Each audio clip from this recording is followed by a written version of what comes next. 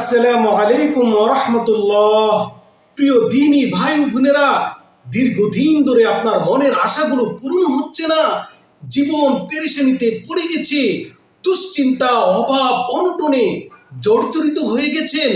ইনশাআল্লাহ আজকে আপনার আশা পূরণ হবে, দোয়াগুলো লাগাতার কবুল হতে শুরু করবে, মুসিবতগুলো একটি একটি করে সরে যাবে। সুবহানাল্লাহ। প্রিয় দ্বীনি ভাই ও বোনেরা, প্রত্যেকটা বান্দা বান্দির জন্য 24 ঘন্টায় আল্লাহর রহমতের দরজা খোলা। সুবহানাল্লাহ। প্রিয় দ্বীনি ভাই বোনেরা, আজকের এই ভিডিও আপনার নসিব, আপনার কপাল খুলে দিতে পারে। সুবহানাল্লাহ। আল্লাহ রাব্বুল আলামিনের পছন্দনীয় এমন 3টি সহজ ওজিফা আজকে আপনাদের সাথে শেয়ার করতে যাচ্ছি, যে ওজিফাগুলোর বদৌলতে ইনশাআল্লাহ আপনার আশা যদি পাহাড় সমান বড় হয়, আকাশ জমি উঁচু হয়, পৃথিবীর সবচেয়ে কঠিন যদি হয়, তবু আপনার আশা পূরণ হবেই হবে ইনশাআল্লাহ তাআলা। আজকের এই ভিডিও আপনার জীবন বদলে দেওয়ার ভিডিও, অতএব আপনি শুরু থেকে শেষ পর্যন্ত কমপ্লিট না টেনে পুরোটা দেখবেন এবং সওয়াবের নিয়তে আজকের এই ভিডিও শেয়ার করার জন্য আমি আপনাদের কাছে আবেদন করছি। যদি চ্যানেলটি এখনো সাবস্ক্রাইব করে না থাকেন, অবশ্যই চ্যানেলটি সাবস্ক্রাইব করে দিবেন, কারণ আমি এই চ্যানেলের মধ্যে দৈনন্দিন আপনাদের জীবনে, মানব জীবনে যেগুলো অতীব প্রয়োজনীয় এমন কিছু বিষয় শেয়ার করে থাকি, এবং আমি খুবই সহজে, যেটা আপনাদের জন্য সম্ভব, সকলের জন্য পালন করা সম্ভব, এমন সহজ সহজ ওজিফা আমলগুলো, ইসলামিক সুন্দর বিষয়গুলো আপনাদের সাথে শেয়ার করে থাকি। অতএব আমার এই চ্যানেল আপনার জীবনে অবশ্যই কাজে আসবে, আপনার জীবনে গুরুত্বপূর্ণ ভূমিকা পালন করবে। একটু কষ্ট করে সাবস্ক্রাইব করে দিবেন, আর ভিডিওতে কমেন্টে আমিন লিখে আজকের এই মূল্যবান দোয়াতে আপনিও শামিল থাকবেন, কারণ কার দোয়া মহান রব্বুল আলামিনের দরবারে কখন কবুল হয়ে যায় জানা নাই। অতএব আজকের এই ভিডিও শুরু থেকে শেষ পর্যন্ত কমপ্লিট না টেনে দেখবেন। 1 নাম্বার ওজিফা হাসবুনাল্লাহ।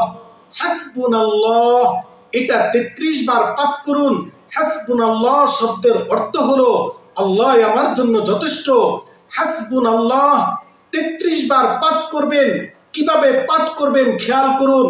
আপনার যখন সন্তান দরকার হবে, আল্লাহর কাছে আপনি নেক সন্তান কামনা করেন, আপনার যদি মনের বাসনা থাকে মহিলাদের, যে আমার স্বামীর কামাই রুজি বরকতে যেন আল্লাহ পাক ভরপুর করে দেয়, হালাল ভাবে বেশি বেশি যেন মহান রব্বুল আলামিন আমার ঘরে বরকত নাজিল করেন, এরকম যার মনের বাসনা যেটাই হবে, যদি পুরুষ মনে মনে এই তামান্না করে আল্লাহ রব্বুল আলামিন যেন আমার বিবিকে নেক পথে নিয়ে আসে, আমার বিবিকে যেন নেককার বানিয়ে দেয়, পুরুষ যদি এই নিয়ত করে, মহিলা যেটাই নিয়ত করবে, এই নিয়ত করে আপনি হাসবুনাল্লাহ 33 বার পাঠ করবেন।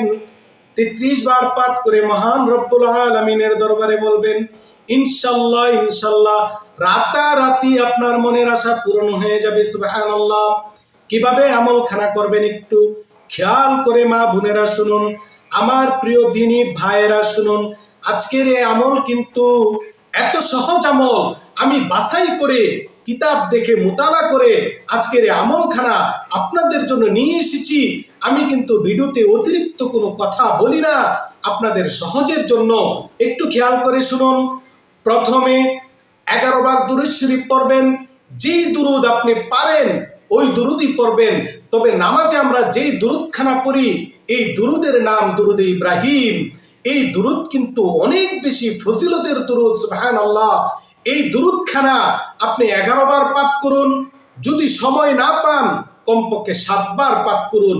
এই দুরূদখানা 7 বার, 11 বার অথবা 9 বার আপনি এই দুরূদখানা পাঠ করুন। দুরূদ শরীফ পাঠ করা যখন শেষ হয়ে যাবে, আপনি স্পষ্টভাবে নিয়ত করুন, হে আল্লাহ আমার স্বামীর হালালভাবে বেশি বেশি কামাই রুজির মাঝে বরকত দান করুন। যদি আপনি এটা নিয়ত করেন, অথবা মহিলারা যদি নিয়ত করেন আমার জন্য আল্লাহ নেক সন্তান দান করেন, আমার দোয়াগুলো যেন আল্লাহ কবুল করেন, এভাবে মনে মনে নিয়ত করুন। নিয়ত করার পরে আঙ্গুলে ধরে ধরে অথবা তসবিতে ধরে ধরে 33 বার পাঠ করুন হাসবুনাল্লাহ হাসবুনাল্লাহ হাসবুনাল্লাহ। এভাবে 33 বার পাঠ করবেন। 33 বার পাঠ করার পরে যেই দুরূদখানা পড়েছিলেন ওই দুরূদটি আবার আপনি 11 বার অথবা 7 বার অথবা 9 বার পাঠ করুন। দুরূদখানা পাঠ করার পরে আপনার ওজিফা কিন্তু কমপ্লিট। কখন করবেন এই আমল? এই আমল সর্বোত্তম হলো মাগরিবের নামাজের পূর্বে। এই সময়টা আল্লাহ রাব্বুল আলামিনের দরবারে দোয়া কবুলের সময়। হাদিস শরীফের মধ্যে এসেছে মাগরিবের আগে অর্থাৎ সূর্য ডোবার আগে যখন কোনো বান্দা বান্দি আল্লাহর কাছে কিছু চায় আল্লাহ সেই দোয়া কবুল ও মঞ্জুর করে নেন। সুবহানাল্লাহ। আর যেই দোয়াই করবেন দুরূদ শরীফ কিন্তু মিস দিবেন না।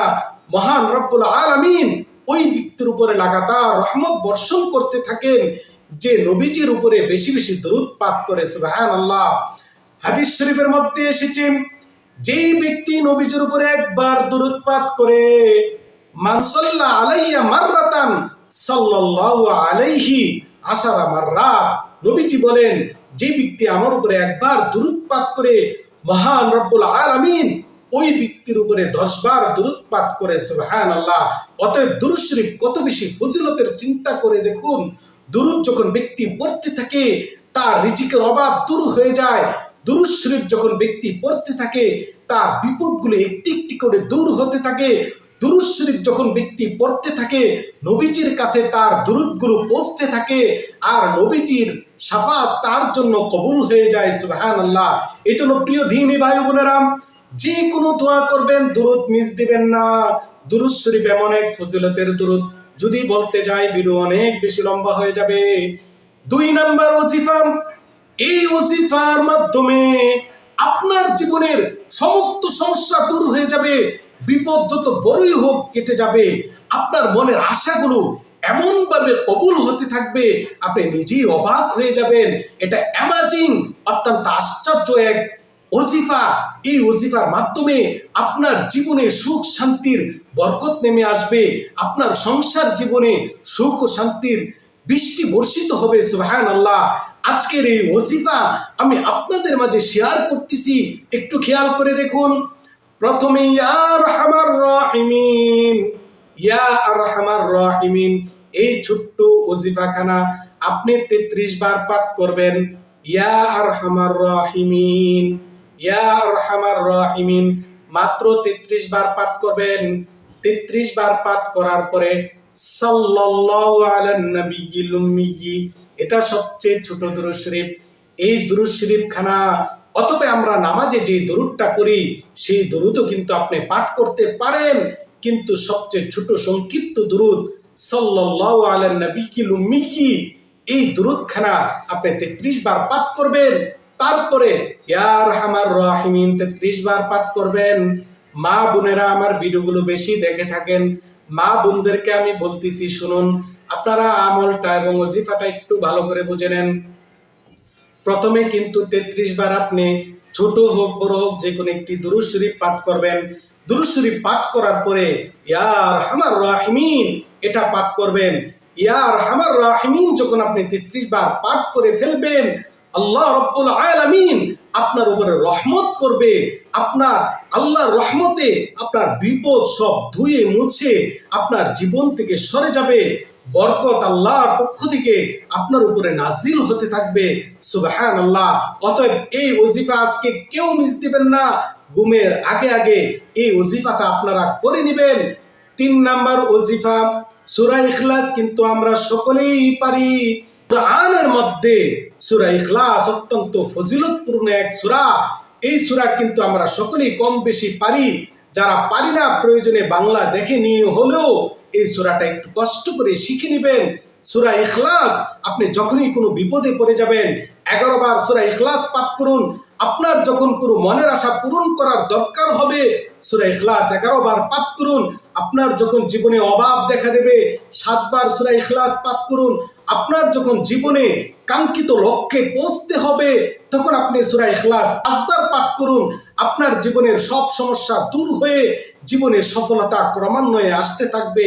কিন্তু সুনির্দিষ্ট এই ওসিফা কিভাবে করবেন সেটাই একটু দেখে নিন। 1 নম্বরে 7 বার আপনি দুরূদ শরীফ পাঠ করবেন। 7 বার দুরূদ পাঠ করার পরে সূরা ইখলাস বেজুর সংখ্যা খেয়াল করে 7 বার 9 বার অথবা 11 বার এই দুরূদখানা পাঠ করবেন। সূরা ইখলাস পাঠ করবেন। সূরা ইখলাস আপনি 7 বার 9 বার অথবা 11 বার পাঠ করার পরে আবারও দুরূদ শরীফ পাঠ করবেন 9 বার 7 বার অথবা 11 বার। তারপরে আস্তাগফিরুল্লাহ আস্তাগফিরুল্লাহ আস্তাগফিরুল্লাহ এটা পাঠ করবেন আপনি 9 বার 7 বার অথবা 11 বার। তারপরে লা হাওলা ওয়ালা কুওয়াতা ইল্লা বিল্লাহ 7 বার অথবা 11 বার অথবা 10 বার। যারা রোগ ব্যাধি থেকে কোনোভাবেই মুক্ত হতে পারছেন না, লা হাওলা ওয়ালা কুওয়াতা 99টা রোগের শেফা। মিশকাত শরীফের হাদিসে নবীজি বলেছেন লা হাওলা ওয়ালা কুওয়াতা হলো আল্লাহর খাজানার চাবিকাঠি। লা হাওলা ওয়ালা কুওয়াতা ইল্লা বিল্লাহ যখন ব্যক্তি পড়ে তার 99 রোগ আস্তে আস্তে জীবন থেকে সরে যেতে থাকে, আল্লাহর খাজানা তার জন্য খুলে যায়। সুবহানাল্লাহ। এই লা হাওলা ওয়ালা কুওয়াতা ইল্লা বিল্লাহ 7 বার অথবা 9 বার অথবা 11 বার পাঠ করবেন। পাঠ করার পরে আপনি দোয়ার মাধ্যমে মহান রব্বুল আলামিনের কাছে আপনার চাওয়াগুলো আপনার আশাগুলো তুলে ধরুন। ইনশাআল্লাহুল আজিজ আপনার সেই চাওয়া কবুল হবেই হবে। আল্লাহ রব্বুল আলামিন আপনার কপাল খুলে দেবে। আজকের এই ভিডিও যদি সামান্যতম আপনার কাছে উপকারী মনে হয়, সওয়াবের নিয়তে ভিডিওটি শেয়ার করবেন, চ্যানেল সাবস্ক্রাইব করে রেখে দিন, বেল আইকন বাটন অন করে দিন।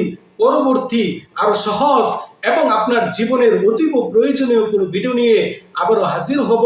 ততক্ষণ পর্যন্ত আল্লাহ পাক আমাদের সকলকে সুস্থ রাখুন, ভালো রাখুন।